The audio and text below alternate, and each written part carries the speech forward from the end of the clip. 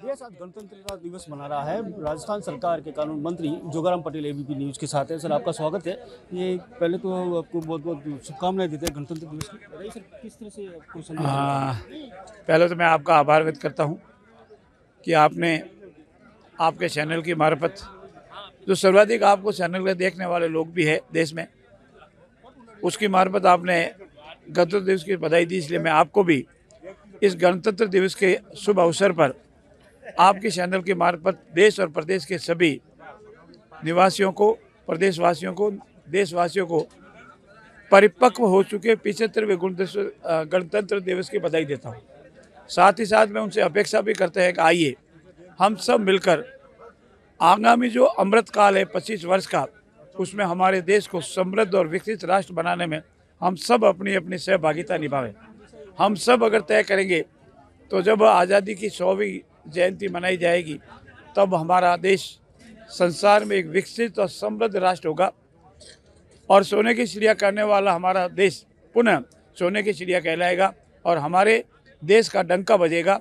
आदरणीय प्रधानमंत्री नरेंद्र मोदी जी इन्हीं संकल्पों के साथ कार्य कर रहे हैं और हमें पूर्ण विश्वास है कि 25 वर्ष के अमृत काल के दौरान हमारा देश एक समृद्ध और विकसित राष्ट्र बनेगा। सर, जिस तरह से अभी आपने कहा कि समृद्ध और विकसित राष्ट्र बनेगा, एक इसी तरह से अभी ये कहा जा रहा है कि कांग्रेस की तरफ से तंज कसा जा रहा है कि ये पुरानी पर्ची से ही जो अधिवक्ता महाधिवक्ताओं की नियुक्ति होनी थी वो ना होकर जो कांग्रेस के उन्हीं को दे दिया गया है। क्या कुछ कहना चाहेंगे? देखिए, ये जो आपका सबसे उत्तम प्रश्न है, मेरे से संबंधित भी है, ये पूर्ण रूप से गलत आधार है। जब भी सरकार चेंज होती है तो महाधिवक्ता साधारण परिपाटी के अनुसार अपना इस्तीफा दे देते हैं और हमारे पूर्व महाधिवक्ता से आदरणीय सिंघवी साहब, उन्होंने अपना इस्तीफा दिया और साथ ही साथ जितने भी अतिरिक्त महाधिवक्ता एजी डबल एजी जो भी थे उन्होंने भी इस्तीफे दिए। लेकिन उनको हमने ये निवेदन किया लिखित में आदेश के लिए कि जब तक अन्य महाधिवक्ताओं की नियुक्ति नहीं हो जाए तब तक आप कार्य निरंतर करते रहेंगे और वो निरंतर कार्य कर भी रहे। परंतु अभी महाधिवक्ता की नियुक्ति नहीं होने से उनको जो केस सुपुर्द किए गए थे, जिसको हम केस उनको हैंडओवर कहते हैं, उनकी उपस्थिति उनके सहायक के रूप में हो रही थी, उनका साथी उपस्थित दे रहे थे। परंतु माननीय न्यायालय का ये कहना था कि महाधिवक्ता को किसी को भेजो।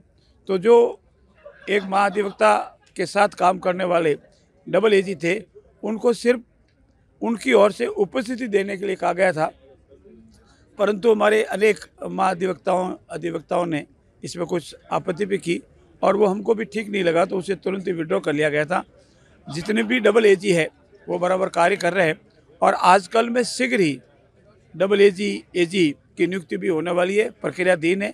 विधिवत हम जो सर्वश्रेष्ठ हमारे अधिवक्ता है उनका चयन करके राज्य की ओर से एजी और डबल एजी की नियुक्ति करेंगे। एजी और डबल एजी की नियुक्ति करेंगे। इसके साथ ही जिस तरह से आप जीरो टॉलरेंस की बात करें भ्रष्टाचार के खिलाफ, और अभी जो हालात बने हुए हैं लगातार, जिस तरह से एक पहले मर्डर हुआ था अभी कुछ दिनों पहले पारस के पास, और ये गुंडागर्दी बढ़ती जा रही है, उस पार हर तरह से वो रोक नहीं लग पा रही। इसको क्या लेके देखिए, आपका कथन सही है।